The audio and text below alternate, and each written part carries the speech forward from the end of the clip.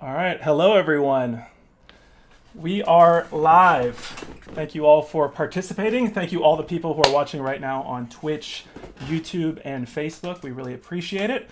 My name is Michael Zhitkov. I am the founder and executive director of Potions and Pixels.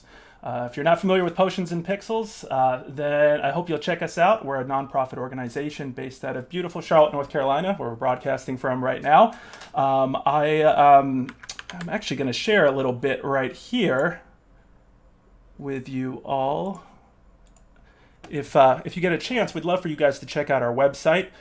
We are an organization that hosts not only gaming events, but we're also known for things like partnering in the community for workforce development projects, where us and our partners have worked together to train people in electrical skills by working on arcade machines. We have youth programs. We work very well with the city of Charlotte on game development projects and engagement projects. We also do things around youth esports. So we really encourage everybody to check us out. Our whole goal is to utilize games to create social impact. So please check us out when you have a chance. Also, I'll switch over here, is we have a ton of upcoming events. So you guys are obviously here tuning in for our conversation today on Black Voices in Gaming, but we also have a conversation coming up on women in gaming. And you'll actually see one of the faces here. Emmy is going to be on that panel as well, so we're super excited about that. That is going to be next week at the same time, same place. So hopefully mark your calendars for that. We also have, in 2 weeks, we're going to have a conversation about custom game controllers. And so that conversation is going to be exploring the art and technical side of game controllers. We got several companies in the area that are specializing in this custom game controller work, as well as some really great fighting game players and esports content creators. After that, the week after that, we're going to have 3 doctors online to discuss how games are being used to fight coronavirus. This is really exciting. There's several games out right now that actually, by playing those games, you could be helping find a solution to coronavirus, which is really exciting. And then in a month from now, we'll have this graphic up soon, but in a month from now, we'll have another panel in this series, except this will be called Black Voices in Esports. So we're hoping you'll join us for that. Definitely stay tuned. Definitely stay tuned for that. And then in 5 weeks, we have Hispanic Voices in Gaming, where we will be interviewing Julio Nazario, who is a North Carolina-based board game designer. You can see one of his games in the background there. Just got released in Target. We're super excited about that. And we're looking forward to that conversation. So we really hope that you enjoy these types of conversations. After all, you're here right now. We see the viewer count is going up and up, so we appreciate that. And so if you like these conversations, we do have one request of you all, is that we ask that each and every one of you share this conversation we're having right now. We believe this is a very valuable and important conversation to be having, not only here locally in Charlotte, but across the world. So if you can share all those good things. We're available. We're on Instagram, Twitter, Facebook, Twitch, YouTube, all of that. So we would appreciate if you subscribe to us, follow us, like us, as well as our guests, which we'll get to as well. I also want to talk about these discussions that the gaming events that we're going to be having for the next coming weeks. You'll notice that Lowe's is a sponsor on all of these projects. We're really excited to have their support. They've been a wonderful partner in all of this, and they've made these next 3 months of events possible. So we're really excited and appreciative of that. Talking about a few of the events here before we get started with the discussion. We have Indie Game Club, which we had our first episode yesterday. It was really exciting. Hopefully some of you joined us for that. That was a lot of fun. If you don't know what Indie Game Club is, it's essentially a book club, but for indie games. The idea is each week on Mondays, we're going to be streaming the games we're playing. And then on Thursday, so meaning this Thursday, we're going to have a discussion about the games. And Emmy is going to be a guest on that too. Emmy's a guest on everything. And so she's going to be joining us for that discussion on Thursday. We play a wide variety of games. One of the games that we played yesterday, you might see it right here in the footage, was Hair Na. We think this was a well-timed game in between Black Voices in Gaming and Women in Gaming. This is a game about being a black woman and fighting off people touching your hair. So if you haven't played that one, check it out. It was made by a black female developer, Momo Pixel, and other developers as well. So you can see some footage of my wife and I playing that game last night. A lot of people seem to react well to my wife and kids on the stream, so we'll be bringing them on as guests in the future for sure. They really enjoyed that. Tomorrow we will be having, and every Wednesday and Saturday, we will be having online game night.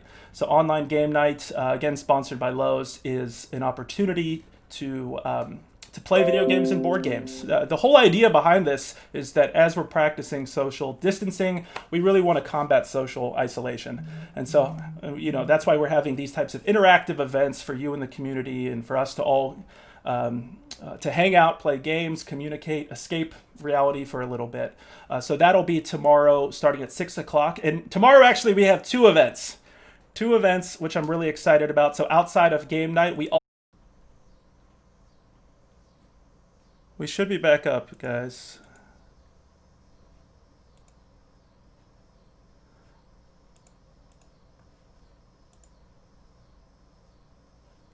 Okay.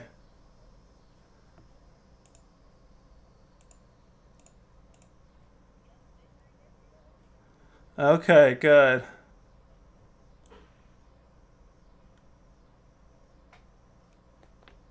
All right, Alonzo, I think you dropped there. Okay. Okay, we're back on. Awesome. Thank you all for bearing with us there. Not exactly sure what happened there. We just got some errors from our broadcasting software. So thank you guys for letting us know about this. I think one of the issues everybody's experiencing in this new normal world that we live in is just the massive amount of people that are online right now, which is great. Thank you we had a ton of people watching. Hopefully you'll come right back to us. But a couple things I wanted to go back to real quick. Okay, good. I see people in the chat. You see us. Perfect. So going back here to the live introduction of our online league, that'll be happening tomorrow. We have a lot more to discuss about that. I'm going to save that for tomorrow, and our host for that is going to be Winter Soul, Yoel Kidd. He's our newest staff member. We're incredibly excited to have him on board. You can see him right here. He's going to be leading the online league efforts, and we can't wait to watch that tomorrow.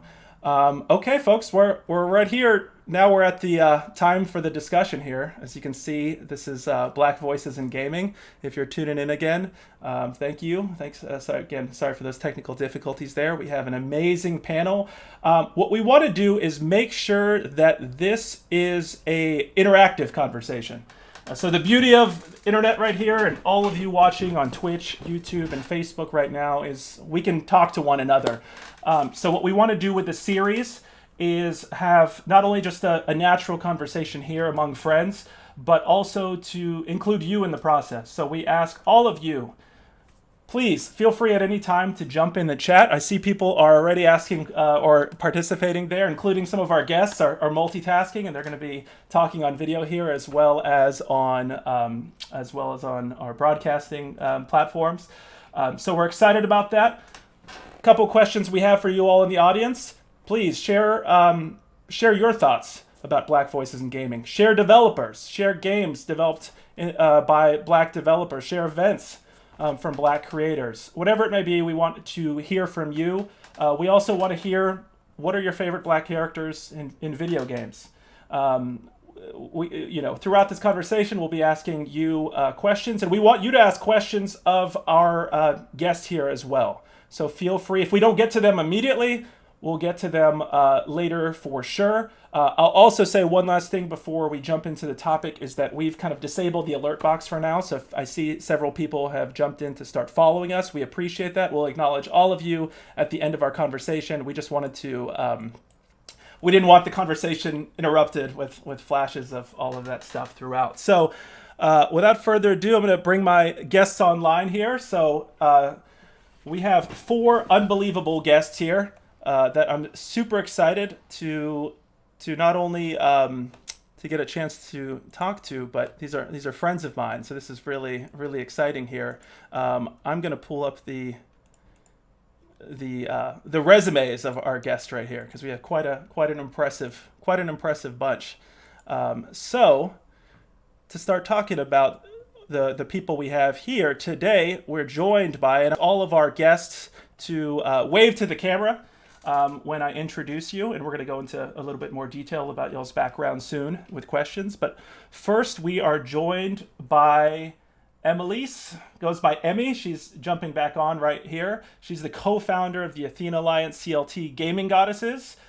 She has also recently been named by Women in Games WIGJ Ambassador. So we congratulate her for that, and so we welcome her. Let's clap it up for her. We know all the people on the stream are clapping it up as well. Really appreciate that. Super excited to have Emmy with us today. And as I said, Emmy's going to be a guest on Thursday's Indie Game Club and Tuesday's Women in Gaming. So we appreciate her willingness to participate in all these programs. Next up, we have in your right-hand corner up here, we have Mr. Dwayne Meekins, who's the owner of GameTruck Charlotte, as well as the founder of Salty Sweet Gaming. Let's welcome Dwayne. I love it. See, it feels so much more homey, right? I love this. All right, next up we have Simon Norman, who's a freelance Unreal Engine developer. Welcome, Simon. We love it. And then last but certainly not least is Alonzo Cunningham. He's a tournament organizer. He's the founder of SetPlay and also the co-founder of New Challengers. Thank you, Alonzo. We appreciate you joining us. Okay, so let's get started with this. So just to set the conversation up here, we've had, this is clearly different times we're living in now. We are not only from coronavirus, but we're also seeing I don't know how to put it. Maybe you guys can help me figure out a way to put it. But we're clearly seeing a time where people are starting to waken up and have more conversations like this, hopefully, and hopefully implement changes that we want to see. And so just to throw out some statistics that we're going to get to a little later on in the show, but if you look at some of the latest data we're seeing, we're actually seeing a higher rate of black teenagers playing games versus white teenagers, for example. We're seeing a growing number of people, black game developers, but we're still seeing that lag behind. A lot of the recent studies show that that's only still something around 3% or so in recent surveys. And we're also seeing some disparities, some significant disparities on the esports side of things. Many of you are familiar with the fact that esports is growing into a multi-billion-dollar industry, and during this time, unfortunately, we're seeing much fewer black esports athletes able to compete at a financially sustainable level. So that's some of the topics that we're going to get into, as well as discussing representation of black people, not only as game characters, but also as game developers and event coordinators. And so that's why we really wanted to have this really diverse guest here, representing the game development side, representing the game event side, all of it. So we're really excited. So I'm going to start off with Dwayne here. Dwayne, you've probably been in this the game, no pun intended, I guess there, for a bit longer than us. So I'd love to hear your story. Why are you so interested in games? What has it been like being a black business owner in Charlotte, North Carolina? And tell us the story behind GameTruck Charlotte and Salty Sweet Gaming.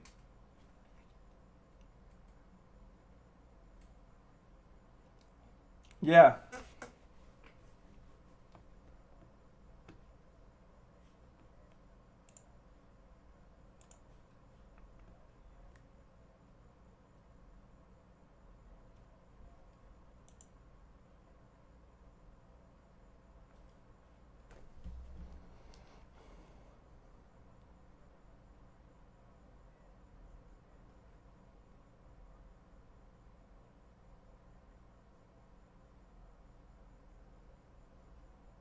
Wow.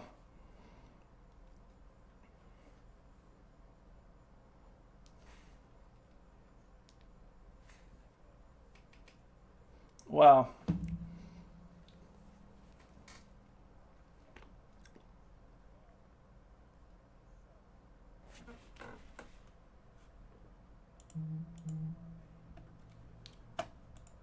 Dwayne, I'm sorry. Can you wait 1 second? We're not getting audio from you right here. Give me 1 second. Let me make sure that we're getting audio right here.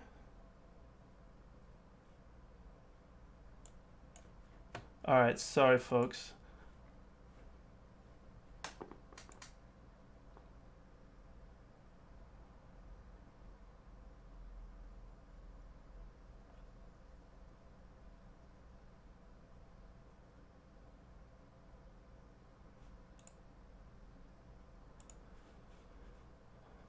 Sorry guys.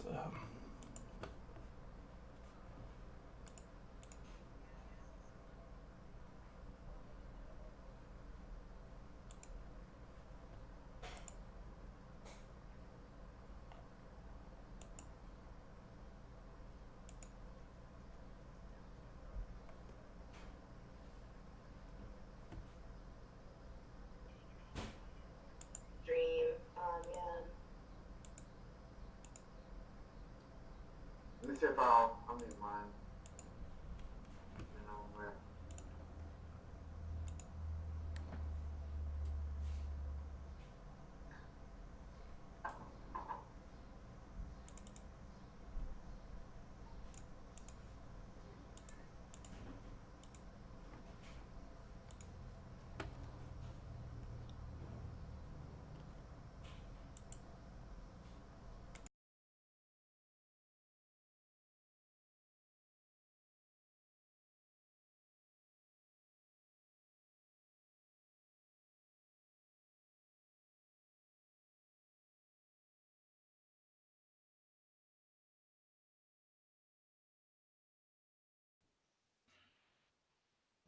Can you guys talk for a second? Boom. Can you hear me? Test. Yes, sir. Mic check. All right, cool.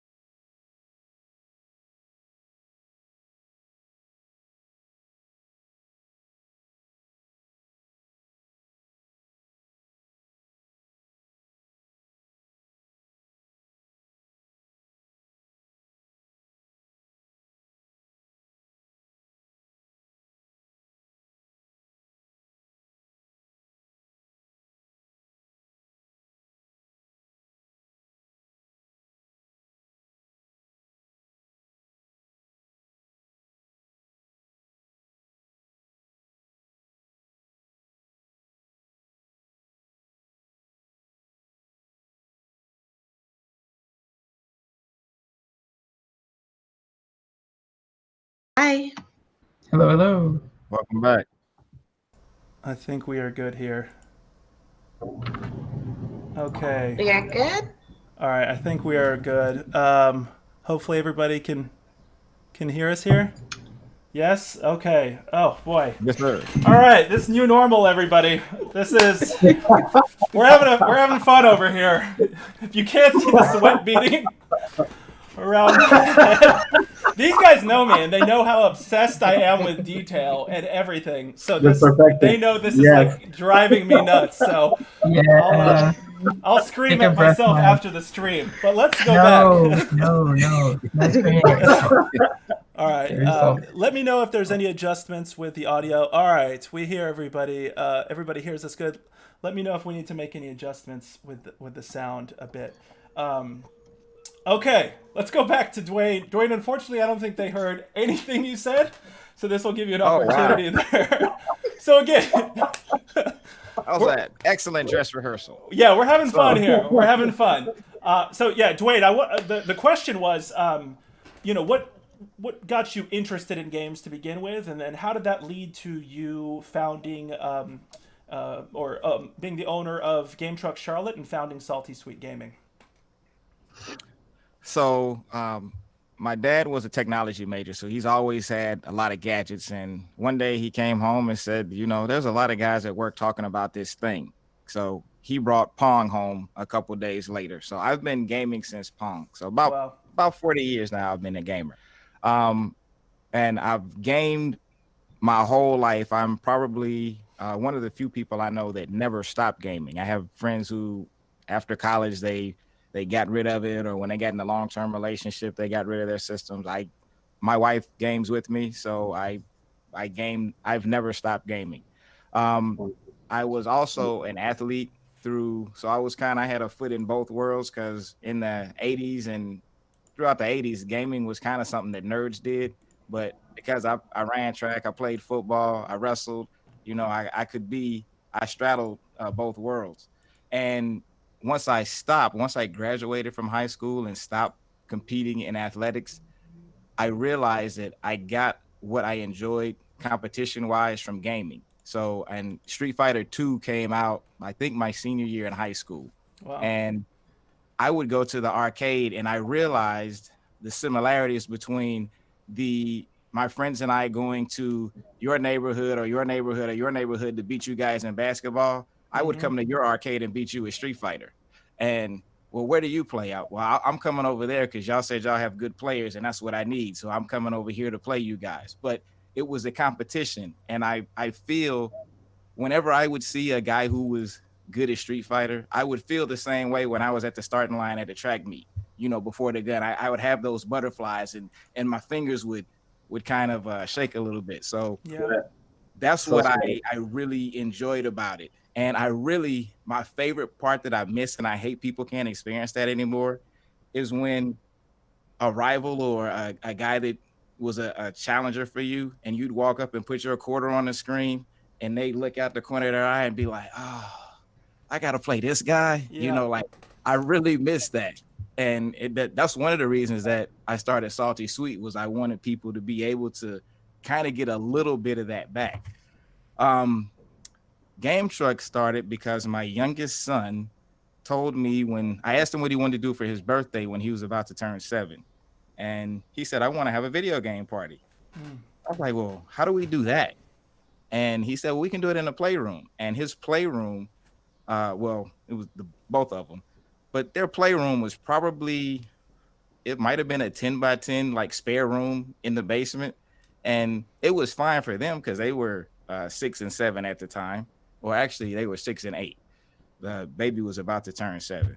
And I was like, there's barely enough room for the two of you in there. You can't fit but 3 more people in there, maybe. And he said, so I was actually online looking for someone to bring kiosks into my living room. I was going to move all the furniture, let him have his party and all that. I found the GameTruck in DC, and they came. I didn't have to move all my furniture. I didn't have a bunch of 7-year-olds running around my house. And it was the best of both worlds. And the thing that really sold me on it was I had several parents the following week reach out to me and say, I can't remember the last time that I've had 2 hours to myself to have an adult conversation, because they hung out in the house and they actually had a real conversation. Because, well, if you have kids and you go over your friend's house, it's always leave your brother alone, hitting your sister, stop running, all this kind of stuff. So even though you're there having a conversation with your friend, it's interrupted. So it's kind of a stop-start thing. And then excuse me, let me go deal with them. And then you have to do some disciplining while you're at your friend's house. But they were able to actually enjoy adult company and have a for real conversation and a meal. And they really enjoyed that. So I was like, well, I can bring that to other people. And I was at about year 17. I had just started thinking about retirement. So it was like, I wanted to go back to North Carolina, or come back to North Carolina anyway. And I wasn't sure what I was going to do. I just knew I wanted to come back to my home state. And I wanted to do it before I retired. So just to make sure it worked. And so for 2.5 years, I worked here on the weekend and drove back to DC and worked there during the week. Wow. So it was boom, boom, boom, boom. So the silver lining of COVID-19 is I actually got my first real break in 9 years. So to actually play some games, right? Yeah. I finished 4 games since this happened. And normally that's about a 2-year process. Isn't it funny how I get that question a lot too? People hear that I work full time in this game world, and they think all I do is just play games. And then I have to say, everybody's shaking their heads, right? Like I feel like I've played the least. That was one of the reasons for the Indie Game Club show that we're doing. It's like I'm gonna like force myself to actually have some time to play. I had a game sitting in film. I think I still do. Resident Evil 6. I still don't think I've cracked the cellophane on it. I hear you. I have those too. It's amazing, Dwayne. I got my backlog is this high. Jeez, so. Yeah. It's amazing your commitment to be, going back and forth. And so, what year did GameTruck Charlotte start? 2011. 2011. We started wow. November 19th, 2011. We did our first event. That's amazing. And a lot of times people, as a nonprofit in the game space, people have asked us recently what they can do to support Black event organizers, Black developers. And Dwayne's name comes up. I tell people the first thing you can do is support people in your local community. There are amazing people such as Dwayne and such as all of our guests here who are doing big things here. And so here you have an amazing Black-owned business. He's got an amazing operation. So I encourage all of you to participate. And you're still, I'm going to get to another question later about how coronavirus has affected you, but we'll get to that. We'll get to that. And also, shout out for the amazing set. We were talking about how great that's. I can't stop thinking about that old Puff Daddy Mace video, whatever it was, with the lights. Am I the only one? Okay. I've been looking at it the whole time. Like, what is this background? I've literally been like looking over here to like check. Everybody thinks I'm looking at data, and I'm like, what was the name of that video? But yeah. People trip out about that all the time. Is that a Puff Daddy video? Yeah, exactly. Is that your Hotline Bling video? Are you on the set of that video?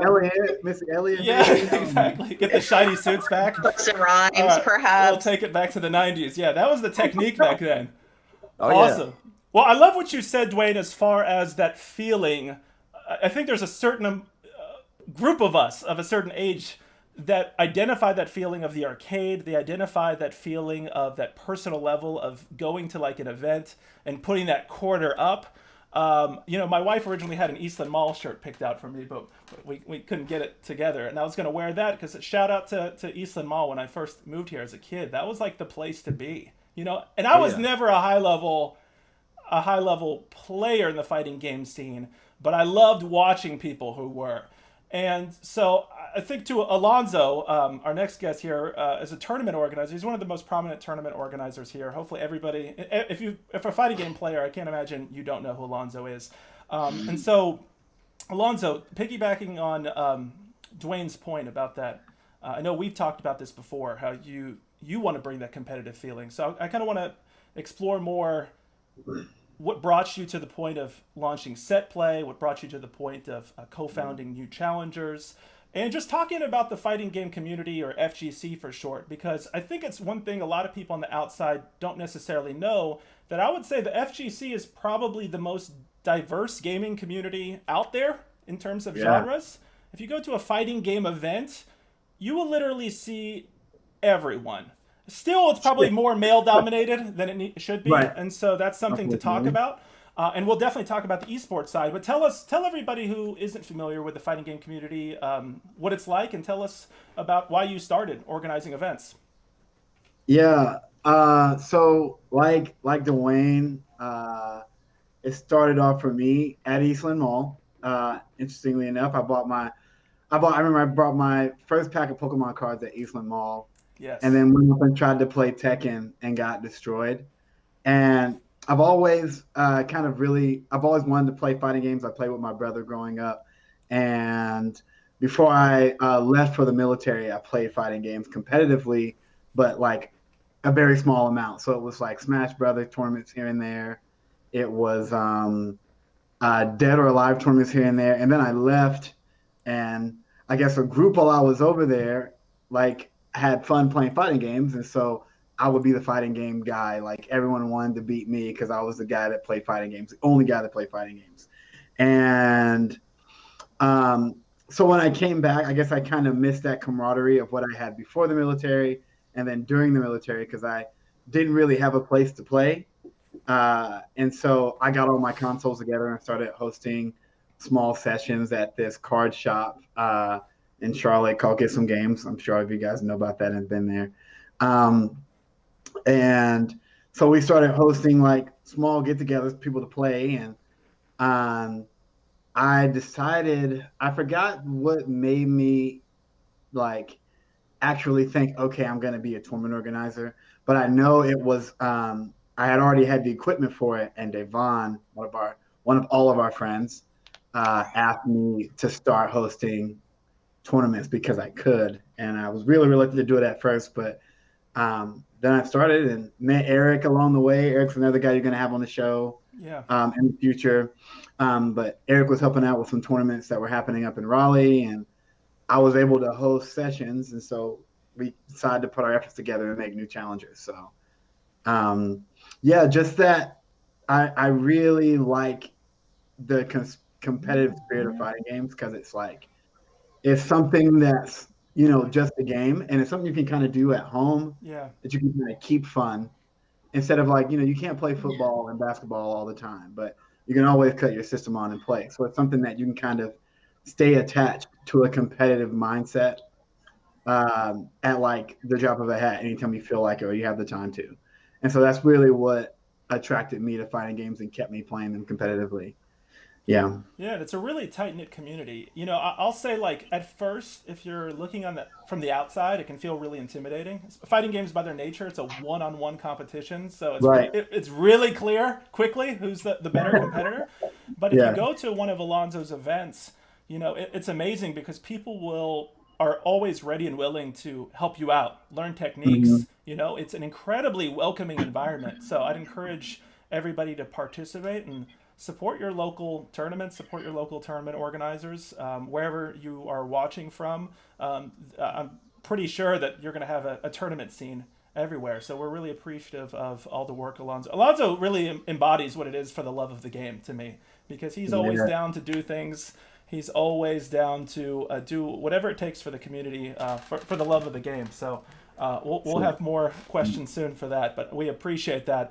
Looking at the chat here again, thank you all so much for participating. We got tons of viewers on all three platforms. Again, we're asking our viewers, please submit any questions you have.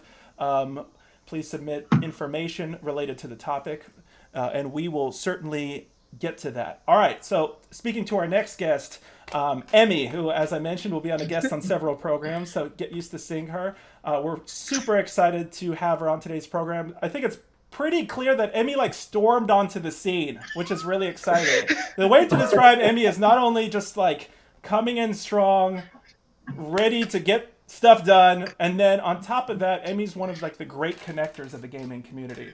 So if you wanna get connected to gaming in Charlotte, Emmy is one of the people to do that. She's always down to, if she hears about a new person, she's gonna connect them with somebody else. But Emmy, I want to ask you, because I think it's no secret that the game industry is generally male dominated for the most part. Even though we've seen through survey results that women are playing games at high rates, very high rates. And in fact, some of the survey results suggest that women are actually playing more games than male counterparts. So it's really interesting to explore that idea. And so 50-50. Yeah, exactly. It's just about 50-50 there. Yeah. And so I want to ask you, you are one of the co-founders of the Athena Alliance CLT Gaming Goddesses. So what inspired you to start that organization? I want to say it was the gaming community here. I started going out to the women's gaming nights that Koyobi was holding last year. And at first they kind of took myself and Eva aside, and they were like, hey, would you guys be willing to help us with doing other women's gaming nights? And I was like, sure, why not? I know gaming, I can do that. And it was it just grew to be a thing where it was we were bringing out more equipment, we were telling more people about it, we were doing more marketing, and we really started to enjoy it. It was I was starting to be known as a business associate, and I was like, but I'm not doing anything super special. That's what I was thinking to myself. I'm like, I'm not doing anything out of the ordinary. But it kind of became more than a passion project for me because I just started to see all of these people around me really connecting through gaming. And I was like, I spoke to Eve one night and I was like, we could probably do this ourselves and make a nice, casual, safe environment for women and other people that support that to come out and play games. And I'm not going to say we were the only ones in the area doing that at that time, but I think we were the only women that said we were going to come together and do that. And so we started coming up with our plans in November. And then January of this year, we launched our first event. And we were just really happy to see the people come out. We were wanting to do themed events. So for February, we did our Black Excellence in Gaming event. And we had several people come out to that to contribute, including Alonzo. And I was just, I don't know, I just had that in me from the beginning where I was like, I really love this community. I want other people to see this community and value it as I had grown to value it. It's funny, if you had asked me literally 2 years ago what a gaming organization was, I would have just said they have those because that wasn't something that was taught or shown to me growing up. I've been playing games since I was 5 years old, but it was never something that was ever encouraged. It was just something that I loved to do. And I thought it almost kind of felt like I was on my own little island in regards to that, not with other women, but just like in the community aspect. And now I realize there's this larger community out there of people that want to highlight others. And so that's part of my mission with Athena. Yeah, and you are part of that. You are that kind of growing ecosystem of bringing people into the scene and welcoming others. And I think you've done a phenomenal job growing that community and welcoming people, because I think one of the issues is a lot of times it just takes kind of meeting people where they are, so to speak. And I think as the broader gaming community, we could be doing a better job with that. I mean, looking at some of these stats as far as like female and representation of communities of color, a lot of times when you look at the stats in the surveys, it's not necessarily as much of a nefarious plan to kind of blockade people from entering the industry or the events. It's more so just because of the lack of representation in those decision-making positions, people are just not thinking about it. Right? I mean, even as small as something as being able to decide the skin color or the hair texture of the character you're putting together for like a role-playing game. So I really appreciate the fact that you have. I don't think it's fair to say you have. How should I put this? It's not that you're bringing necessarily in new people. It's more so that you're elevating voices that are already there to begin with. So I really appreciate that, and you're really doing a phenomenal job. And we're looking forward to discussing that in much more detail, especially the women-focused side on Tuesday. So thank you for that.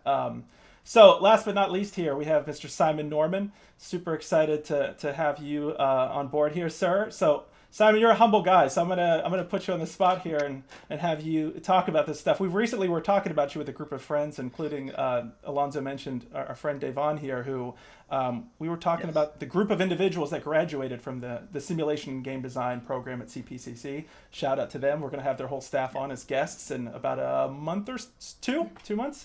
And your name is always kind of thrown around as one of like the best, one of the best people that came out of the program. And I think you have an interesting story to tell because from what I remember, you didn't enter the program to become a program, right? That wasn't your goal. So you actually took some different turns. So tell us your story about how you got involved in the game industry, and please don't be humble. Share all the cool things you've done. I want to hear it. Everybody needs to hear it. So just the high level details, I've been playing, as a lot of people said already, games since I was a kid. I didn't really make the decision to do it for a career, mainly because I didn't know that was a thing. Probably when I was 13, I ran across a book that basically taught you drag and drop programming. A lot of you have seen those, like Scratch and from MIT and stuff like that. And spent about 3 days and made a Super Mario clone for a friend for his birthday. And probably that was the moment where I was like, I want to do this for the rest of my life. Just watching his reaction, stole a bunch of Naruto sprites online because he loved the guy was really into Naruto, and he played it. It was only 3 levels, but he played it over and over again, and that I was hooked at that point. I still waited a while. I was really nervous about telling my parents, and shout out to them. I told my dad when I was 16, I was like, hey, I'm really interested in doing this. And my mom found the list of the top 10 schools in the nation and had it on my desk the next morning. So super supportive from that standpoint. That's when I came across CPCC, as you mentioned. Shameless plug for them. If you're interested in the Charlotte area, this is something you want to do. I could not highly recommend that program enough. I spent some time as a lab assistant there, helping people.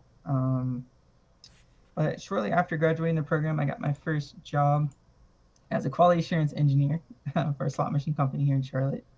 And that's where I bit my teeth in on games for the first time, learning about unit tests and how to properly test things.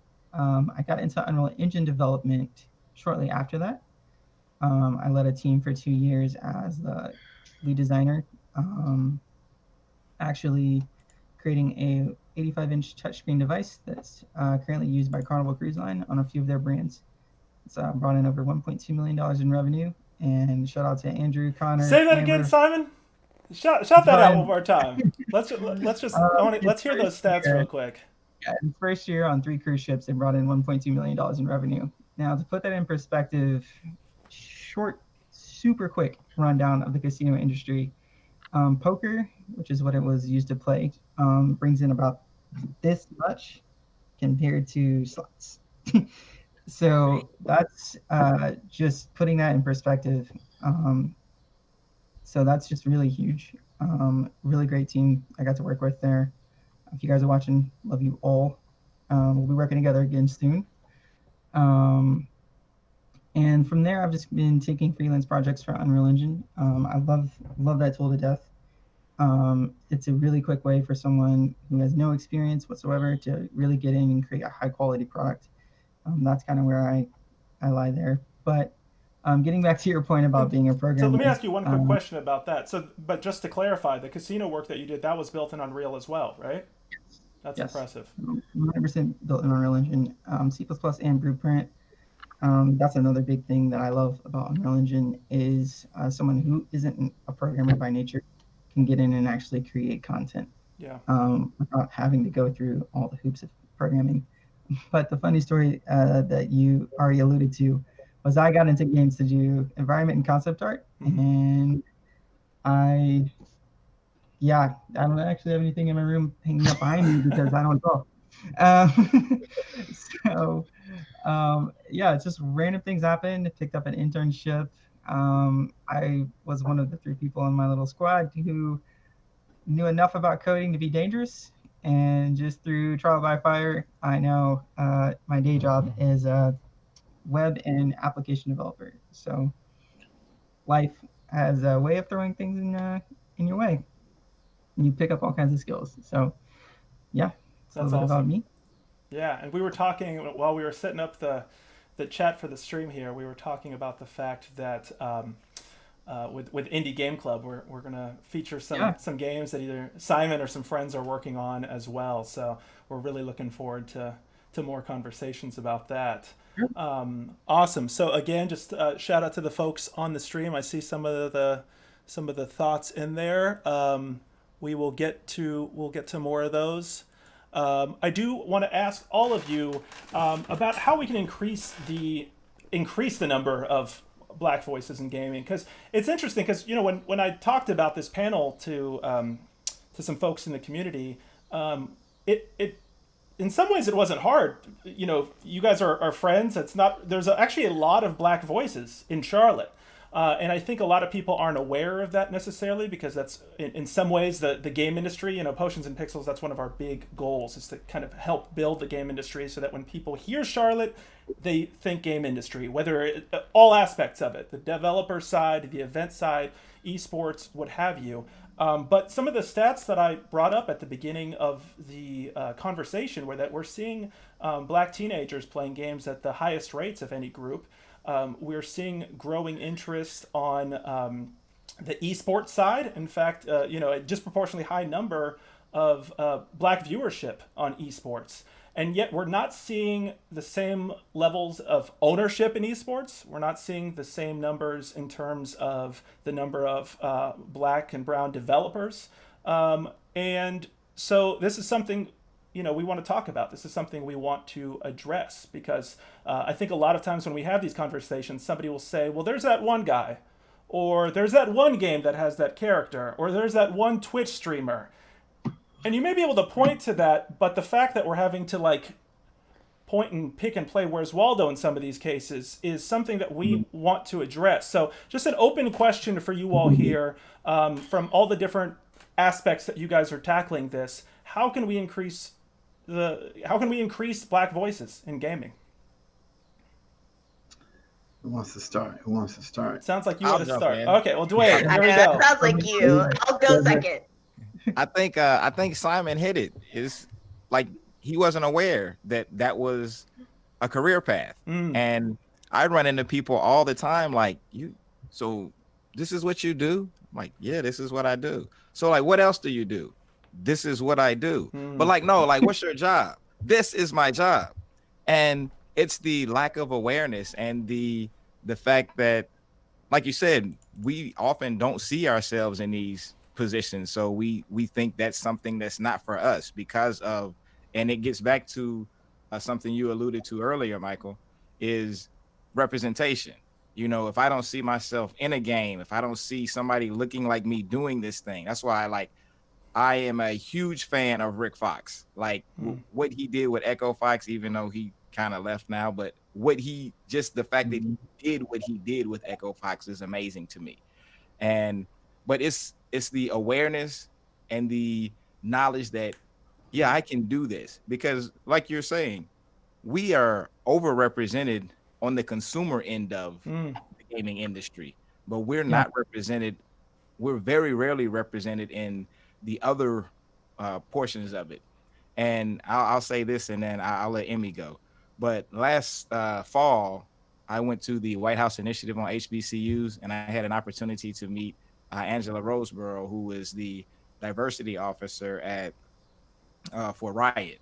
And they brought her in after they had their issues with diversity and the environment that they had created there. And it was natural because it was two white guys in their dorm room that created something that was cool for them.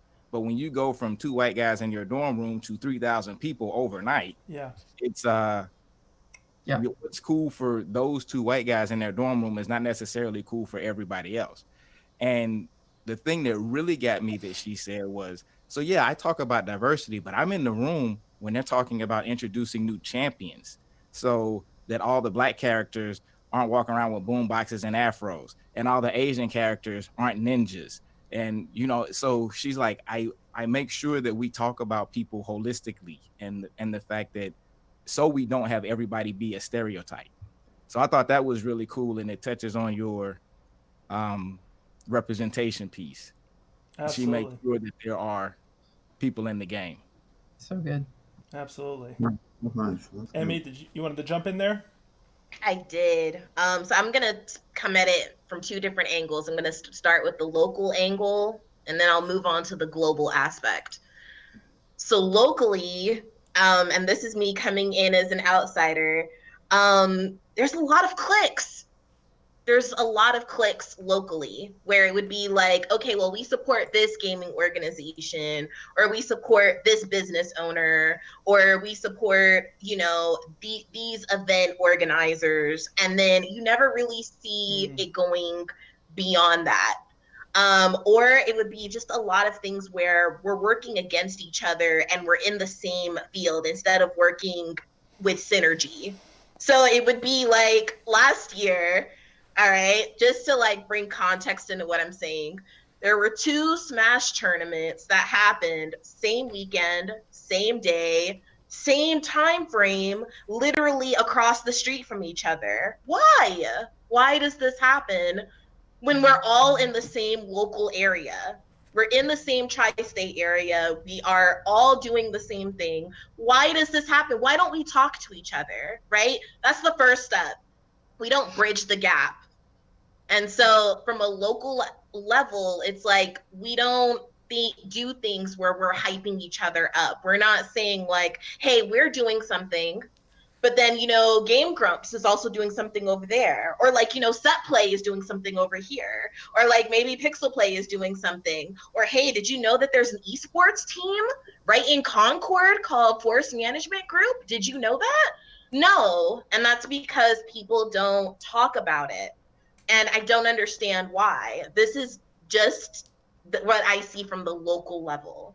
Now, if you're moving from like the global aspect of it, you have it where the UK, I feel like, and this is in my opinion, they're about 20 years ahead of where we are in the US in terms of event organizing, planning, development. Most of the big studios are out there in the United Kingdom. Everything else that you see here locally to the US, we're still trying to kind of figure out what esports even is, why certain games are profitable or more profitable than others, why some games have certain recognitions over others. And it's just a thing where we're kind of wading the waters. But I guess the reason why you don't see a lot of either you could call them Black people, you can say Afro Latinos like me, or you could say African Americans. Why you don't see people that look like us in the industry is because it's never directed to us. So I'll tell you what happened. I was in an esports conversation with a recruiter in the industry named Hitmarker. And their whole initiative is to kind of go and make sure that they're talking to women and other diverse groups, including Black people, and try to get those people into jobs. And so we said to them, how are you marketing to these groups? And they're like, well, we put it out there. And I'm like, okay, but do you say that you're looking for women? Do you say you're looking for Black people? How are you actually presenting the information? And they're like, well, we're just putting the job information out there. And so I was like, okay, I see that you're trying to do this initiative, but in order to make it very clear that you're trying to get these people in the door, you have to be blatant in saying, we want women, we want Black people, we want Asian people, we want Latins. You have to actually put that in there for people to know these are the type of people we're targeting. We're not targeting I could throw a ball and hit a white guy in the industry, And so in working with them, I said, hey, why don't you guys put jobs in my Discord server every day, let people know that these jobs are out here. And I bet you're going to see an uptick in the women applying. And so said, so done. Last week, they reported their numbers from year to year. They had 13% of women that were applying for these jobs. They're now up to 26%. Wow. And that's just because they're making pushes to make sure that women are seeing these jobs. I've helped women with creating resumes, with letting them know like, hey, these jobs are in the server. I know you see them because they're posted every single day. Look at them. They're remote positions. Apply for them. You may end up getting it. You have entry positions where you can get into a different industry and break out of what you were normally doing.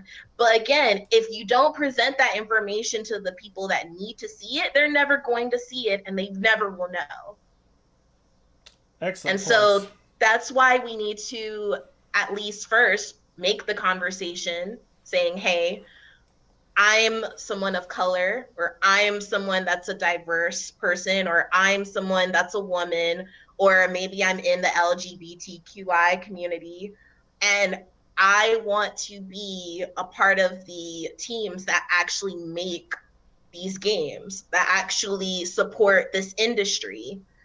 And so that's why I feel like we need to go ahead and start making those pushes. So this conversation is important for that. Yeah, I love that, Emmy. And it's, another part of it there too is, I mean, you introduced me to somebody recently. We were talking to someone in New York and we were having this a conversation similar.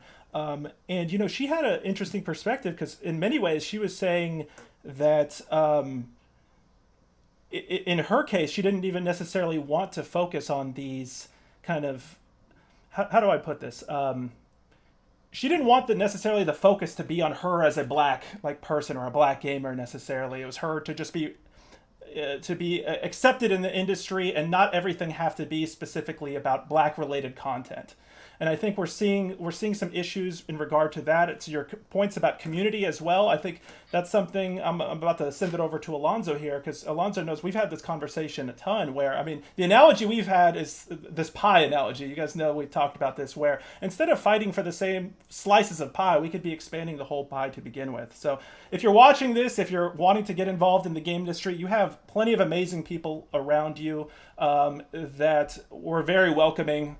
We're not trying to battle each other for those slices of pie. We're trying to bake a ton of pies here.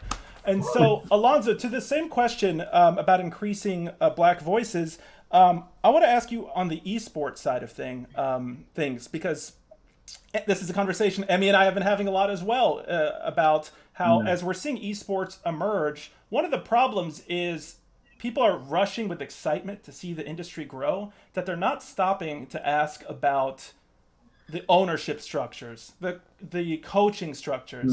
And it seems like one of the problems, you guys know this is an issue that's near and dear to me, that as esports is growing, people are like, yeah, we want it big, we want it in stadiums. But the same owners, we're seeing NFL owners, the same kind of wealthy upper socioeconomic individuals just transfer over. So what do you want to see on the esports side of things? Is it enough? Do we want esports to be just the same as the NFL or NBA? How can we get players? How can we ensure that players of color are supported in this process? That's a lot to lay on you, but I know you got plenty of great things to say. So I have thoughts. Yeah, I have thoughts. I mean, so I guess my first idea would be that there should be more patience with the growth of esports, right? Because like we said before, there's all these people have so much excitement about esports, and then they kind of come into it and want it to be instantly successful like overnight. And so what happens to a lot of people in the area is that they get these responsibilities, and when they don't see growth, they kind of lose that support, and that's really unfortunate. So that's kind of why I've always just wanted to do my own thing, and hopefully it'll grow to where it has the attention, where, okay, well, if you want to come on board with this is I've worked in the groundwork enough for us to come from here. Instead of coming from nothing and expecting it to be huge overnight, it should instead be something that has a foundation.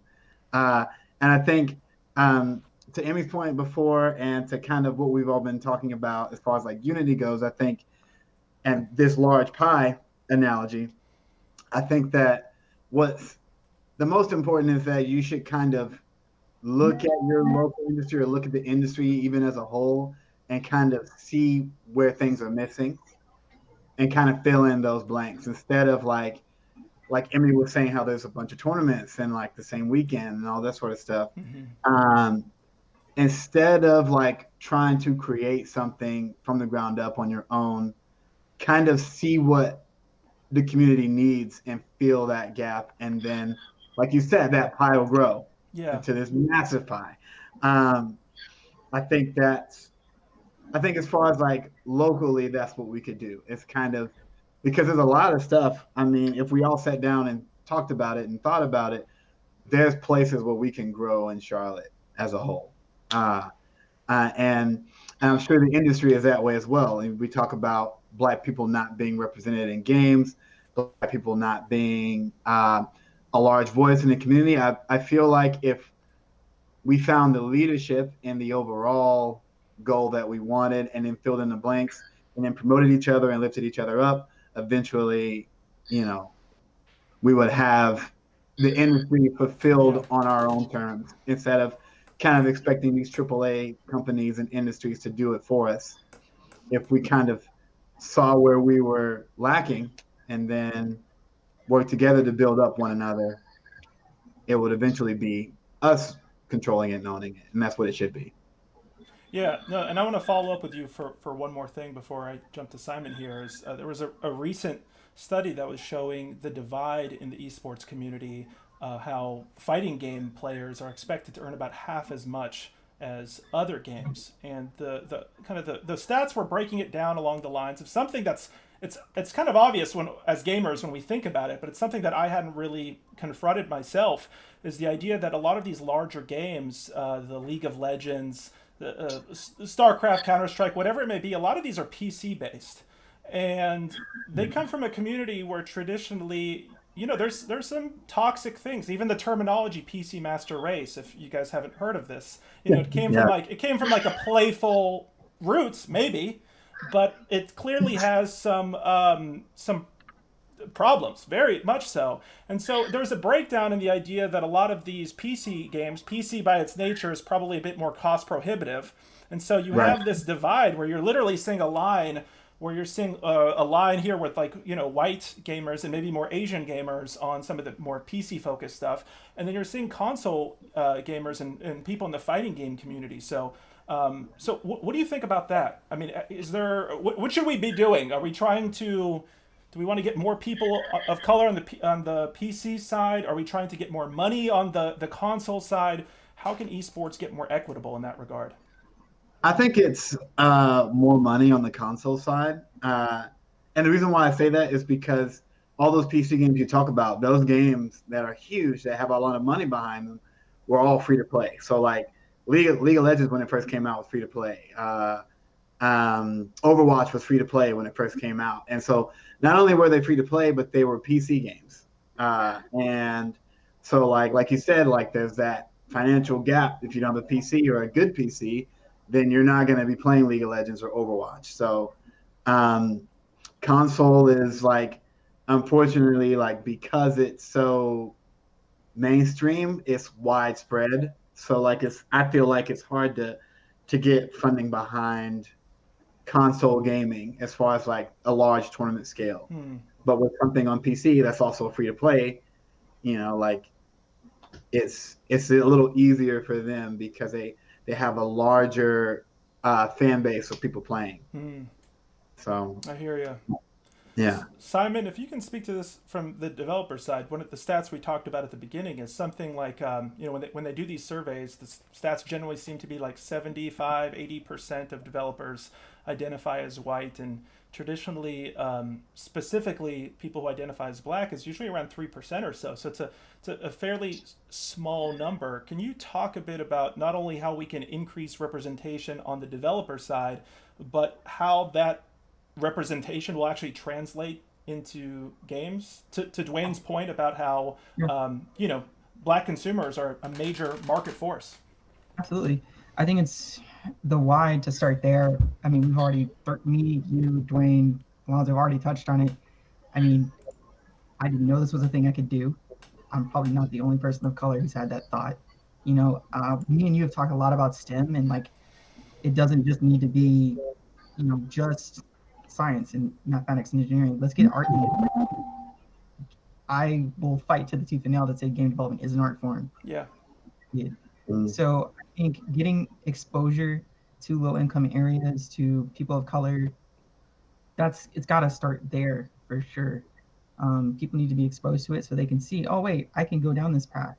When you have that, when people know that it's an opportunity, when it's presented that way, you're naturally going to see more people pursue that career, which is obviously going to lead to more representation. Dwayne hit it on the head earlier with that diversity officer at Riot. We're in the conversation at that point when these characters and these worlds and these stories are created, so we can speak to the representation of that person. So like, I can't speak to what it was like to be, well, let's use Ghost of Tsushima as an example. I couldn't speak to what that character went through when his village was degraded by Mongols and he had to pick up a sword and fight people for his land. I can't relate to that. But what I can relate to is what it's like to go, drive my car down the street and get pulled over randomly. Like that's something that I've experienced, is something I know about, something I can speak to. So when you have exposure and opportunity, that always ultimately lead to the opportunity to get a job in development, where you can be on the cutting room floor of these stories that are getting crafted and told. I think it's not a quick thing by any means, but we have to get kids exposed to these things, just like finding out you could be a firefighter or a doctor or a lawyer, a game developer, computer scientist needs to be in there too, in that conversation. So No, that's I an think that's why excellent point. just disparity, and that's part of the solution, is getting people exposed to it, which is why I'm glad I'm here, and why I'm glad you're doing what you're doing, and we're all doing what we're doing, because we're ultimately going to be able to make an impact to see that happen. I mean, and ultimately, I think we're going to get more authentic storytelling from that. I mean, I think that's the point for everybody who's watching this. I would say, hopefully, we can all agree to this. Whether you are a whatever color or whatever you may be, however you may identify. I mean, I think you're going to get more. I mean, we were already seeing this on the television side. One of my favorite shows, Insecure. Focus on a black female cast, or writer's room as well, and you're seeing a level of authenticity translate. And so I think we're seeing that on the gaming side. So with the stats that we were talking about earlier with representation, a lot of this I think is just kind of ignorance, for lack of a better term. All these stories in the industry, right? You read about somebody when gamers say, why can't I choose to change my hair type or color in the game? The developers usually are like, wow, we just, to Dwayne's point, two white guys in a room sort of thing. That wasn't on their checklist. 100%. So can you guys give me some good examples of representation in games from kind of the let's hear it. Simon, go for it. This is one of my favorite ones of all time when this conversation starts. It's Mafia 3. In certain areas of the map, when you walk around, Emmy's already left me, I think she's probably seen this. When you walk in certain areas of the map, if you don't know, Mafia 3 is set in, I think, 50s, 60s, New Orleans. You play as a African-American former Marine. When you walk around certain areas of the map, people will randomly start shouting obscenities and the N-word at you, randomly start coming up to you, because you're walking around where you're not supposed to be walking around. One of the funniest stories I read was a player in a playtest session for this. He freaked out. He didn't know what was going on. And that viral, surreal moment, that's authentic representation. And that's probably one of my favorite moments in a game, of seeing accurate representation, because that is exactly what would have happened. I've got one, and it's a little bit more heartbreaking than that. So as you know, I run a women's gaming organization, and so I hear a lot of stories about things that women witness in gaming. And one of the things that I came across lately was a woman saying she had been playing Red Dead Redemption 2, and she had decided to go online. And of course, she crafted her character as a Black woman. And she said her first experience online was actually 2 players. They were white men in the game, coming up, riding beside her horse. They had assaulted her character off the horse. They had hogtied her and took her into, I guess, a saloon in the game, and they ended up killing her. And that's how she got offline. Those are things that people don't talk about because they are really uncomfortable with that conversation. But the fact of the matter is that these aren't just things that happen in real life. They happen in our games too. And they affect me, especially as a Black woman, because I know what that's like to kind of be playing a game. You're online, you're just trying to have some fun, and you could be killed. I mean, that happens to everyone when you're playing online. But I think when you see depictions such as that are so close to what's going on right now in the real world, taking a Black character, assaulting her, hog tying her, in place of like putting a noose around her, that is something that a lot of people use video games to live out power fantasies. So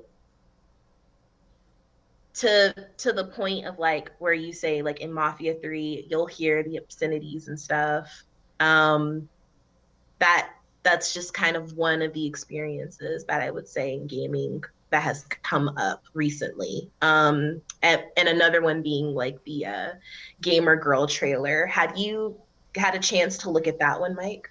I saw the trailer. Yeah, yeah, That was something that was like a big point of discussion yeah. in the Women in Gaming forum. No one liked it at all. But just to give the audience context, essentially you're playing as the moderator, and you're dictating the decisions for the woman in the game who's the gamer girl, and whatever decisions you dictate to this character, she could be led fine, or you could lead her astray and lead her into a dangerous situation. And they decided to make a game out of that.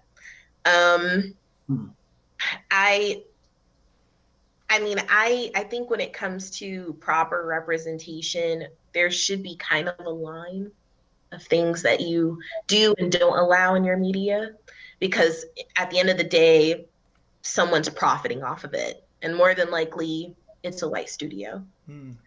So,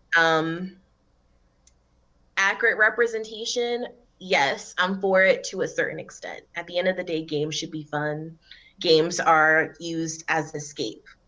A lot of things that, a lot of reasons why women play games is for the escapism. So to be confronted with that in your gaming experience can lead a lot of people to not want to engage with others online.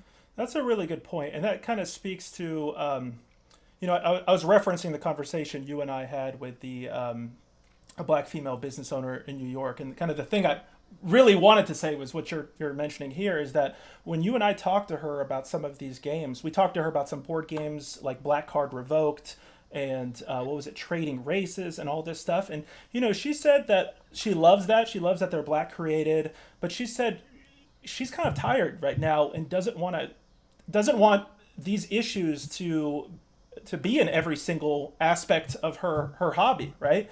And so that's part of it too. So I think there's a conversation to be had about to Simon, to your point about seeing that authenticity so people realize what it is, but then there's also that escapist element to it.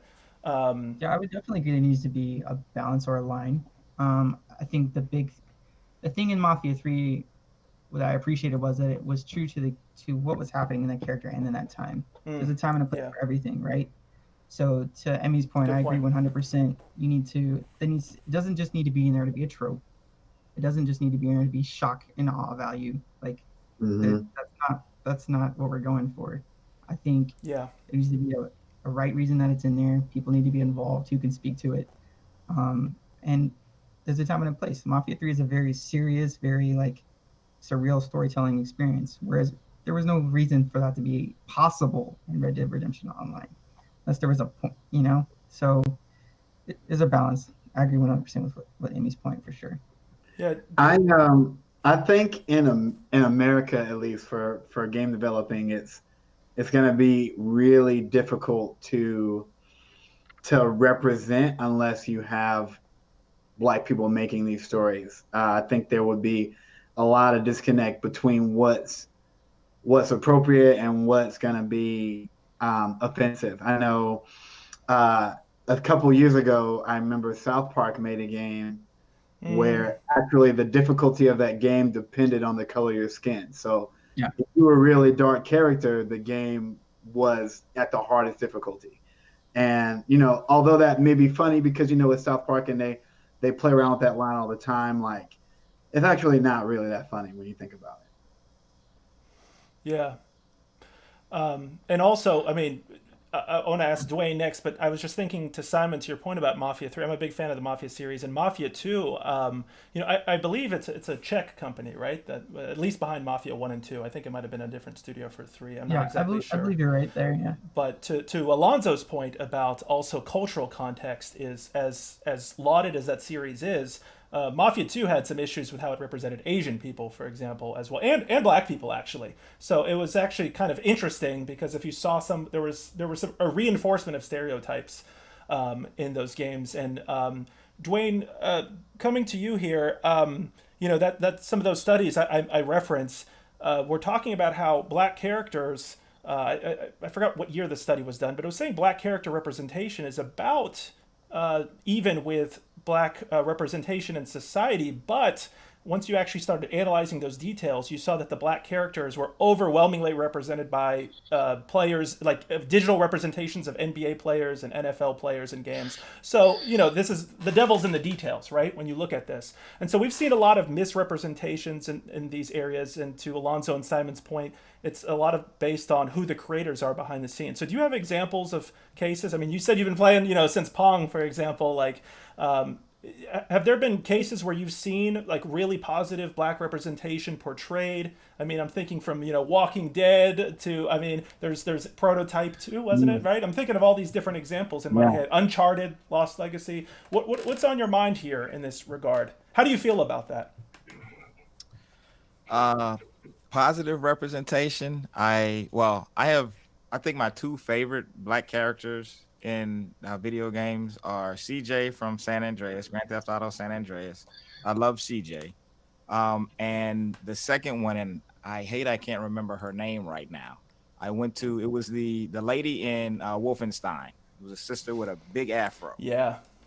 And I went to E3 in 2017, and I was walking down a hallway and I saw her on a trailer. It was probably like a 80-inch screen, and she was on a trailer. And I was like, what game is that?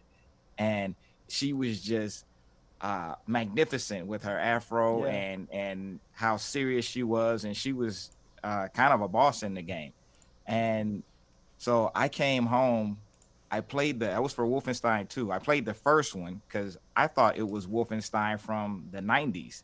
And I didn't realize that they had just re-released. It was a reboot. It wasn't a remake. So they had kind of rebooted the whole series. It wasn't the same. It wasn't the Doom kind of looking Wolfenstein. And so I came home and played the first one and anxiously awaited the second one with her in it. And she's actually one of my favorite characters because of how authentic she was and real she was.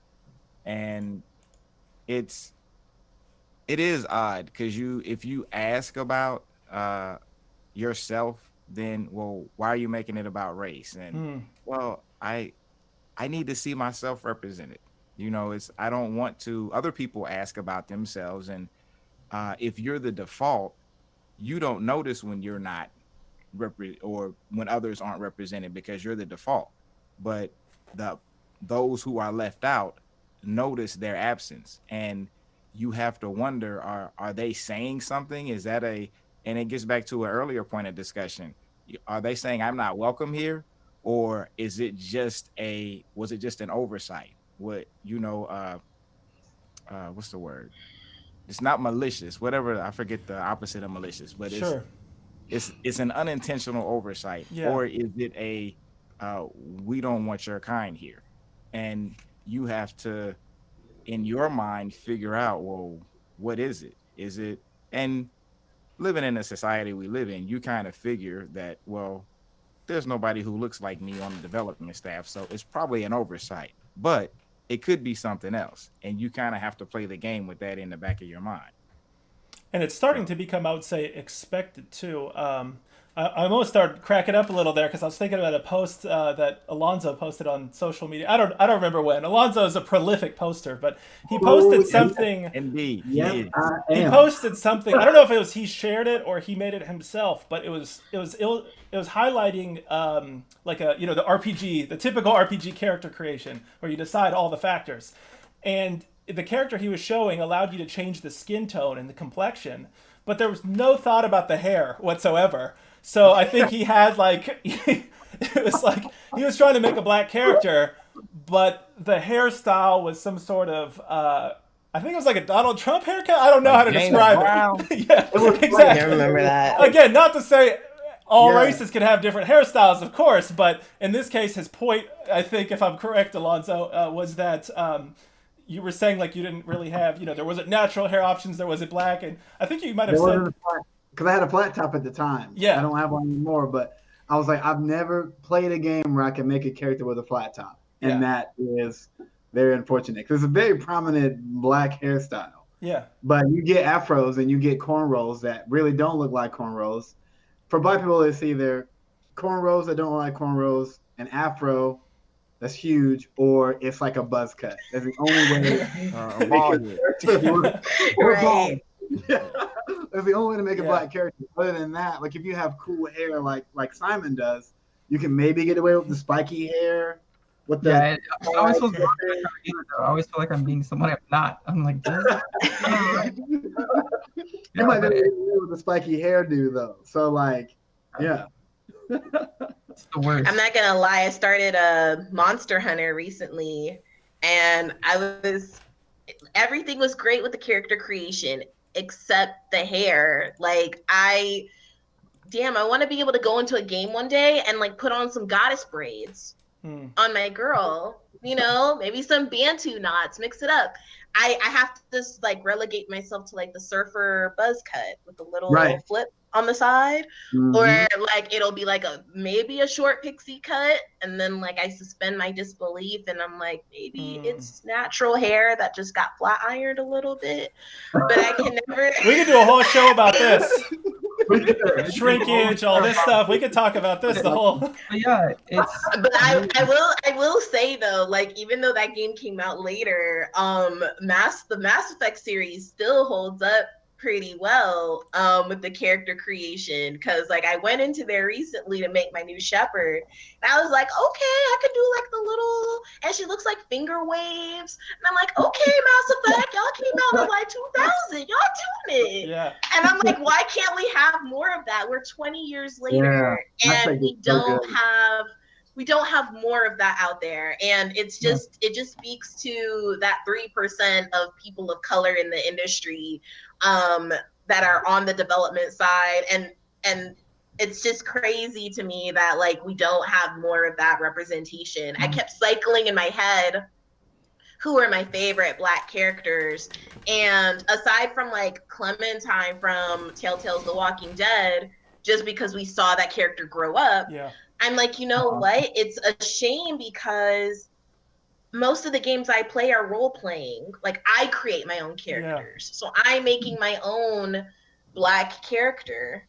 But was that character ever like to say, we're going to make a black protagonist in a game and make it so that, you get to grow with that protagonist throughout a series? It's really not coming to my head of like something other than I created that character, And so I'm just like, and I don't want to be just like a side character or like one of a roster where it's like, okay, well, we have to have our diversity picks, I want it to be like where I can say, okay, this is the leader of the series. The series was always centered around this character and I can grow with this character. And we don't see enough of that.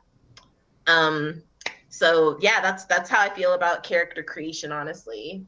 Yeah, we're seeing some folks in the chat throw out some names. Miles Morales is one of the ones that I was throwing out. That's exciting that we'll have a full-on Miles Morales character coming in. We're definitely excited about that. Simon, I'm gonna toss it over to you with a question here. I know we had a little delay and we're coming up on 8:30. There we go. Look at that. He knew this was coming up. I love it. That's my guy. I love Spider-Man. I want to respect y'all's time here on the guest, but are you guys good to run? Can we run maybe 15 more minutes? Is that a possibility? I'm enjoying this. Okay, I'm loving it. I'm here for it. We're here. All right, perfect. So thank you again to all the people who are in the chat. Please keep sending stuff. I'm trying to keep up with all of this stuff, turning my head back and forth here. Simon, so on the dev side of things, we've recently seen an explosion. Unfortunately, after what happened with George Floyd and Breonna Taylor and so many others for so long, we've seen the game industry start to take some stances. And, we want to make sure that they're not just taking stances where it's just a Twitter post to look really good on PR, right? And so we've seen some initiatives really pop up recently. We saw the Guerrilla Collective, Black Voices in Gaming. We saw, I think, Humble Bundle as some doing a fund. And then what was big news is the Itch, Racial Justice and Equity Bundle, which raised $8 million, which is really exciting. And we're playing a lot of games from that bundle. That's what really inspired that indie game club. So can you talk a bit on the dev side in terms of these initiatives? Like what impact you think they will have? What can game studios do? Ones that earnestly, because the stats are really showing. I'll throw out one stat here before I switch it over here. You guys know I love stats. I'm throwing a ton out. Is that when they asked game developers how many of them, how diversity was important, it was actually white people in the game industry actually had higher numbers, reported higher numbers of wanting diversity in the game industry than their black counterparts in the game industry. And I thought that was an interesting stat to analyze. And so I wonder what your thoughts might be about that. A lot of questions. Let's see. I'm just going to go with my gut instinct. Yeah. My gut instinct to that, if I was prompted with that question, is I don't want to all of a sudden be the guy that everyone comes to ask all the questions. Great point. Like, how would this make you feel if we did this, that, and a third? I'm not gonna say people. I don't want to become a token. That's what I loved about the job where I led the development team. So by two very successful white businessmen, but I was never treated like a token. I was never treated like someone different, an outsider. I was involved with a lot of high-level discussion. My race never became a factor. I was a developer first. Then I just happened to be a person of color. I think that's probably the biggest one, is they don't want to end up becoming their de facto diversity officer. I'm just assuming if I was in that position to ask that question. So I think, yes, I love that statistic. That's great. That's great news. But like we've been talking a lot, kind of been the undertone here, it's all about how you approach it. It shouldn't be an open discussion just for anyone in the office to come up to you and ask you a question. There needs to be that's great that you want to do it. Let's be intentional. Let's think it through all the way from start to finish. Yeah. Not all of a sudden make it open season and open forum as you're trying to do your job, It's a really good point. So I think like some of the things we've been doing in my office is, having discussions like this. Groups of people. We have a person in place who's kind of leading that charge, like for Riot's example, having someone who's going to be kind of the de facto person to be in all those important meetings and conversations. So yeah, I did think that statistic is probably got to do with people not wanting to all of a sudden be the de facto diversity officer or answer a bunch of questions from Jeff in finance. That's a really, glad you shared You also don't want to end up being because a lot of people, depending on how excited and energetic your response is, now he's the angry black guy, he's the militant one, and you still gotta come here every day, right? And I don't want that energy back if that's how you're looking at me, right? So it's that kind of stuff that you like when everything was going down with George Floyd and everything was coming out, my mom was asking me about, she has a hard time sometimes with my dad asking him questions about what his experience was like. Well, I was like, Mom, you gotta think, like, my dad's 60 years old, you're asking him to uncork 60 years of trauma. Just call it what it is. Like, that's, you gotta put that in perspective. That's a lot. You're asking this man to all of a sudden open up God knows what, So yeah, it's all about how are you coming at this? Are you just letting people ask random questions? Are you setting up internal teams to review things? I think how the studio goes about it is just as important as the characters that we see on screen. It's got to be a top to bottom kind of thing. That's a great point. And yeah, depending on how the conversations go, I mean, these obviously can be exhausting things to talk about, and I think that's something. That's probably something all the audience should be mindful of as well. I mean, I know our Yeah. guests here are very welcoming and wanting to have these types of conversations, but it's also just be mindful when you're I think approaching people of color, just not to necessarily bombard them with every single question about Yeah. everything in the industry and what's going on in the world. And I think that's a good, that leads kind of to one of the one of the last couple questions I had as far as being like a good ally in this case. I mean, what can people do? I mean, Simon, you said, I mean, even the basics of just being a dignified human being and treating people equally sounds like the baseline starting point, of course. Right there. Yeah. I think I'm a little bit of a hard case in this point, but I mean, we live in the information age. Like, educate yourself.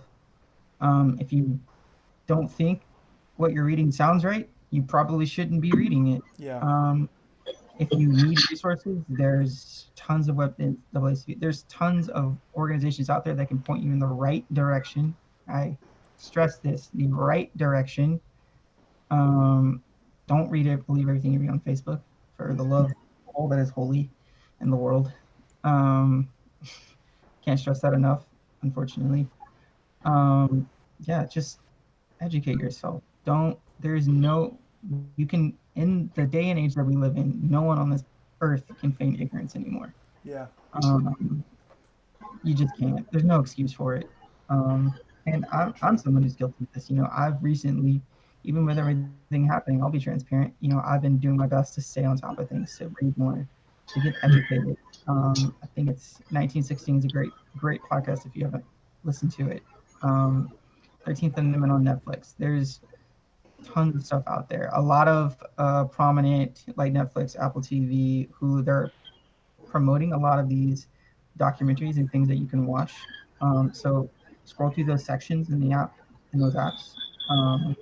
Yeah, education, that's the biggest thing. And do things like this. Have conversations if you have a friend who's willing. Do it on their schedule, their time. If you have Yes. questions for them, make sure they are comfortable with it. Don't just bombard them like you just said. It's like, hey, Alonzo, I've got a question. It might be a little bit touchy. This is what it's about. Do you feel comfortable discussing this with me? Put it in their court. Don't just bombard them with it. Great point. If he's like, you know what, man, I don't really feel comfortable discussing that with you. It's nothing against you. He might say that, but don't take it personally, because like Michael just mentioned, like, you're asking that person to uncook some stuff that you might not be ready to do yet. Yeah. So if you do have that kind of friend, just be mindful of what that experience is going to be like for them. Great point. Absolutely. Dwayne, I want to ask you about with the time we have here. I mentioned it at the top of the conversation, but unfortunately, we've all across the globe been affected by coronavirus. It looks like this is going to be with us still for the foreseeable future, unfortunately. Can you talk about how you've had to adapt during these times as a business owner that, as you said, focuses on events for the community? Yeah, what have you done? What are you planning for the future? Well, it's been a challenge because both my businesses, video game events and the photo booth stuff, is all event based. Yeah. How many people can we get into a room together? And I think about it, February 29th, we did a pretty large tournament, and Alonzo was there. And there were, at one point, over 400 people in the building. And Wow. I look at some of the pictures now, and I can't imagine doing that again, like right now. Like, Oh God, no way. like anytime in the near future, like when is that gonna happen? So I've actually been doing some tournaments, some Madden tournaments. I've done a couple 2K events, but it's still figuring out how to pivot. I've been doing every Monday, and I've had a decent turnout for that. Of course, as a business person, you always feel like it could be better, but it's it's a process, and it's completely different from what I was doing. So it's just a challenge, and you just have to figure out Yeah. what is the pivot and how do you execute fully. So I'm still working my way through that. I think I have a decent direction. Um, but yeah, it's been a challenge, been interesting. Um, I've gotten to see a lot of different things and Yeah. avenues that I can potentially pursue. I have actually been talking to Johnson C. Smith University about being an adjunct professor there because they're Wow. starting an esports program. That would be awesome. So that's another, I guess, pivot point.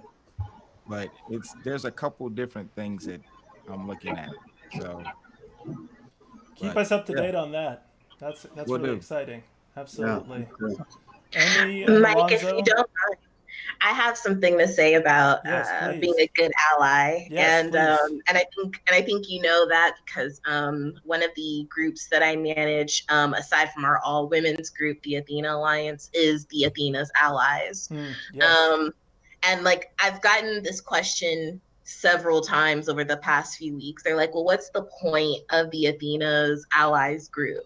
Mm, And I'll tell people, and like, it's important to not only have something where you're communicating with people that may not be part of the main mission, but support the mission, right?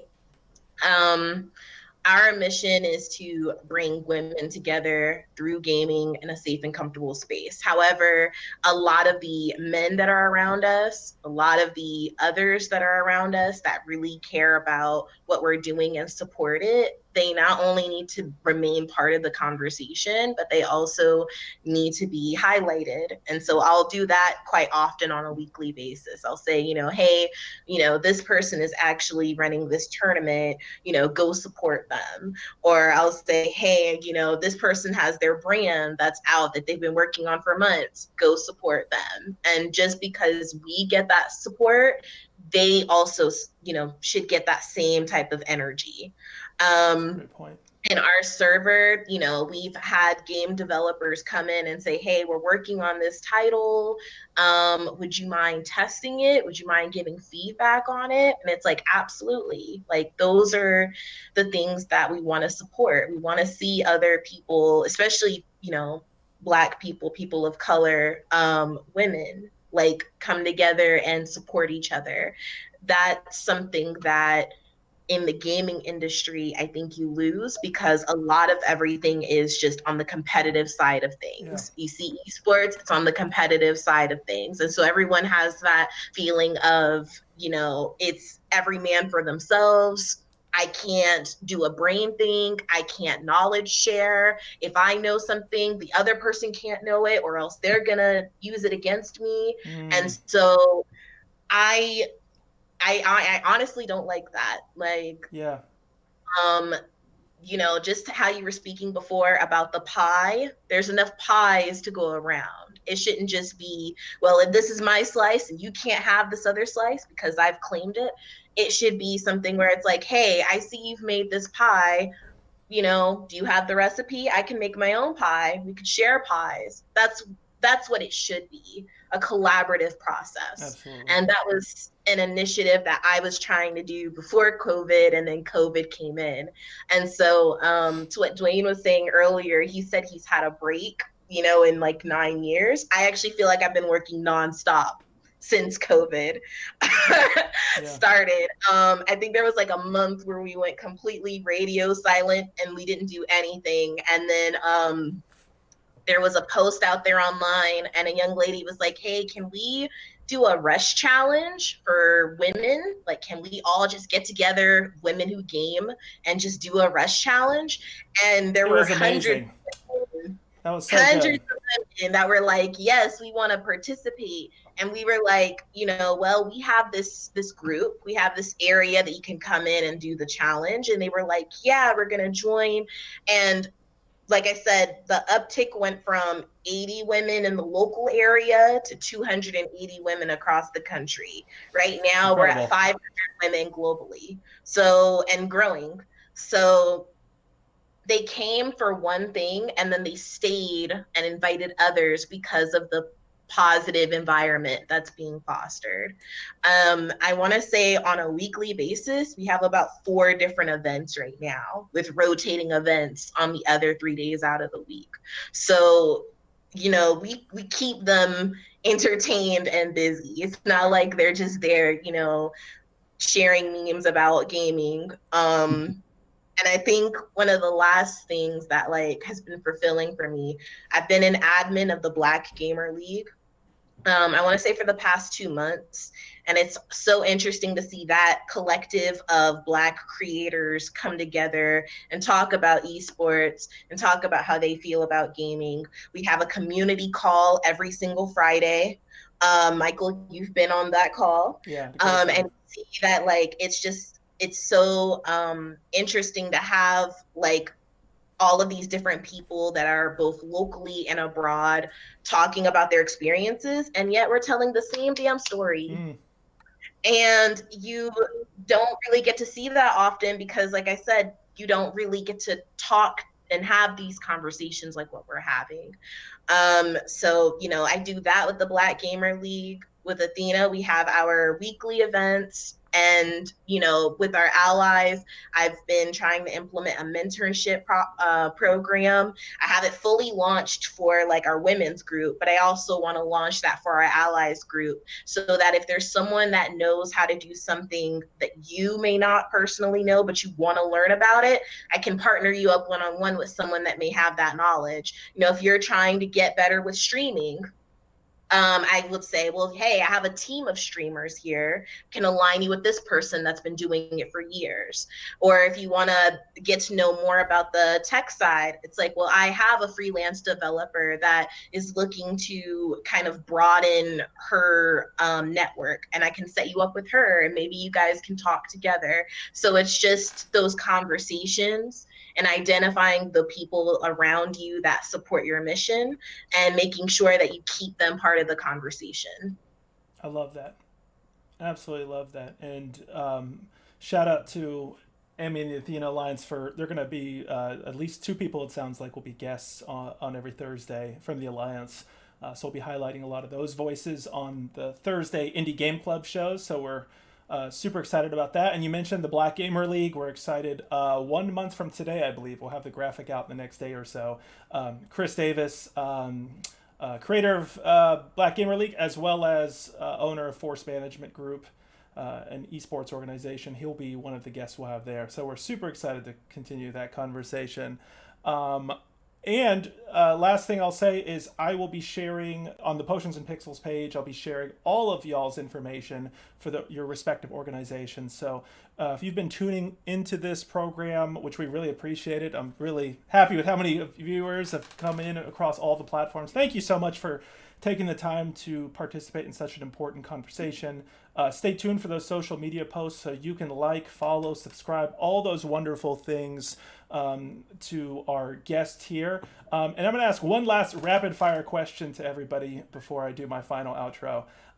So rapid fire, I just want to know what games you guys are playing. What games? Give me just a few names. Just pop them out for me real quick.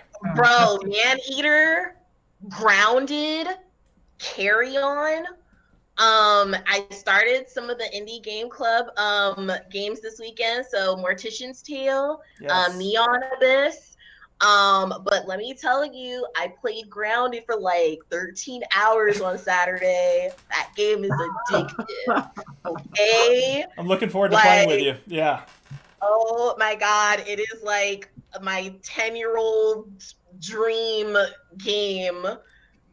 Because like if you're like a 90s junkie like I am, you obviously loved Honey, I Shrunk the Kids, and sure. that's what that game is. And oh my God. So yes, I'm excited to play that with you. Love it. Love it. Can't wait for that. Well, maybe we can organize some events around that. That'd be awesome. Yes. Destiny 2, Last of Us 2, Ghost of Tsushima. I'm trying to get through my backlog. I'm also just a diehard Destiny fan. Warlock class for life. Nice. Dude, we gotta play that because I played Destiny also, and I was pretty good when it won. I need to get on that game. I'm playing Tekken. Obviously, I gotta play a fighting game. Borderlands 3, and what was Starcrossed. Yes. And I'm still like finishing up some stuff in Pokemon, but I just do that while I'm watching Netflix. So I think we'll have to have Starcrossed on a future Indie Game Club episode. Alonzo and I got a chance to talk with the developers at MagFest, and we had a great time. What about you, Dwayne? You said you finally are playing games. I want to hear what games you're playing right now. What 4 games have you beaten? Well, Emmy said she mentioned Mass Effect. I finished Mass Effect 3 after like 9 years. I don't know, but I finished Mass Effect 3 during this. Nice. So I love Commander that. Shepard comes through again. Yeah. I love I'm it. playing Last of Us 2 right now. I'm playing a lot of 2K. I'm actually in a 2K league. And to Alonzo's point, I typically play a fighting game at some point, and I still love Injustice 2. That's my game. Oh, good game. That's a good one. Mine is Overwatch. Like, if I want to get online and get competitive, I'll go on some Overwatch for sure. We gotta play that too. Dang it, that's so much. So many games. So many games. So many. Not enough time. And I've recently been playing the indie game. Yeah, I've recently been playing the indie games that we'll be talking about on Indie Game Club. So if you enjoy conversations like this, intimate conversations between friends, like join us on Thursday. We'll be discussing Hair Na, the game I mentioned, where you're dodging hands from touching your hair.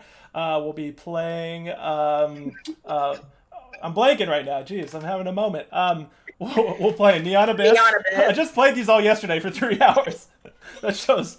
And then finally, we'll be playing Mortician's Tale. So that's a weekly show. We hope you guys can join us for. I'm seeing a lot of love in the chat room on Facebook, Twitter, Facebook, Twitch, and YouTube. So they're all thanking you guys for participating. I'm sure we'll have you all on as guests if you'd be down in a future episode. I really enjoyed this conversation. Thank you all so much. I really appreciate it. Let's do, everybody, if you're at home, even if no one's watching, just go ahead and give our guests a round of applause. Seriously, we really appreciate this. Really excited to get together with friends. Can we give Mike a round of applause, please? Yes. Yes, Thanks, Mike. Yes, Thank give you, Mike a Mike. round of applause. Thank you, guys. I appreciate that very much. Thanks, Mike. I really appreciate it. Too much. Thank you guys so much for joining us. So I will, I'm going to cut this call and I'm going to make a couple more announcements here, but thank you all. I'm sure I'll talk to you guys just in like a minute online or something like this. Right. After the Yeah, show. absolutely. All right. Love you guys. Talk soon. Take care. Right, Take care. All right. For everybody still with us right here, we are going to just give a really quick look again at the future events we're going to have. If you enjoyed today's conversation again, which we hope you did, we have so many of you tune in, so we're really appreciative of that. We hope that you all can join us again next week at the same time, same place, whether you want to stream us on Facebook, YouTube, or Twitch. We will be streaming a live conversation called Women in Gaming. So we're super excited about that. Emmy will be back on for that show along with other members of the Athena Alliance. So we cannot wait for that conversation to go down. We will also be having a conversation called Custom Game Controllers. And so that's going to be an exploration. You heard some perspectives today from the fighting game community. Let's dig deeper into that. Let's explore the art and tech side of custom game controllers. Let's explore the stories, the people behind custom game controllers. Really excited for that conversation. Then in in a couple more weeks after that, we'll be talking about Games to the Rescue. This is a conversation where we are going to discuss how and we're going to explore how games are being used to fight coronavirus. So we have 3 doctors that will be going over that with us. I'm really excited about that conversation, as I am all of these, but it's really interesting for us to discuss that subject matter from the gameplay perspective. And then going into September, we are going to have a conversation called Hispanic Voices in Gaming, and that is going to focus specifically on one amazing hotshot developer that is just really taken over the scene. Super excited. This is a North Carolina voice as well. Julio Nazario. He is the designer of several games. One of them, Control, which you see in the background there, recently came out in Target. So super excited about that. You can pick that up. You heard us talking a lot about indie games. Please join us on Mondays and Thursdays. So this Thursday, we are going to be discussing the 3 games we were talking about, Hair Na, Mortician's Tale, and Neon Abyss. Every week, we're going to discover and play different games. So we want you to be a part of that conversation. Tell us what you think about those games. And then on Wednesdays and Saturdays, we have our online game nights. Join our Discord community where you can play with other awesome gamers, whether you want to play video games or board games online. We got you covered. We also have this Wednesday, tomorrow, the live introduction of the Potions and Pixels Online League, which will be hosted by Yoel Wintersoul Kid. Super excited about that announcement. If you're a Smash Brothers player, regardless of skill level, you'll hear much more about this tomorrow, but this is really a league meant for you. If you play Smash or want to play Smash, you want to learn about Smash, please tune in tomorrow for the introduction to that league, which again will be hosted by Wintersoul, who I am so excited recently has joined the Potions and Pixels staff. I cannot wait. I cannot wait for everything. I might actually get a chance to play some of those games, so I'm looking forward to being a participant in that. So again, we want to thank you all so much for participating in Black Voices in Gaming. Again, if you enjoyed this conversation, which I'm assuming you did because you stuck around this whole time, which we really appreciate, go ahead and like us on social media. Go ahead and share. Go ahead and subscribe. All those great things. It goes a long way towards allowing us to spread the word about these important conversations and have more of them. So if you're a gamer that's fascinated by these types of discussions, wants to explore these topics further, please go ahead and join our community. We also have a Discord. We would love for you all to join. With that being said, I think we're at the end of the conversation. I'm going to do a quick shout out to all of the people that that followed us during this time. Let me get this going real quick right here. So let me give a quick shout out right here. All right, we have Force Davis, who will actually be one of our future guests. Thank you for following us. Demon Angel Clone, Courtney Preslar, and forgive me if I'm butchering any of these names. As you see, my last name, Zhitkov, it's a tough one, so I know all about that. Lexi the Noob also will be a future guest. Hekatekitagawa, sorry, I know I'm butchering that, but thank you for following. Hot Cheetos 13, Marcel Solomon, Beth Caruso, Boom Clover, Ray Draconis, Stevie J. Barnett, Yoel Kidd, Simon, Kendrick James, Monica Nettie, Queen Shakina McLean Nored, Rashonda Coven, Rory, Nick Tran, CMS of Ether. We got quite a few people that jumped in, so thank you so much. Go ahead and click that like and follow button if you can. Okay, folks, it's been fun. Thank you. We'll be back tomorrow.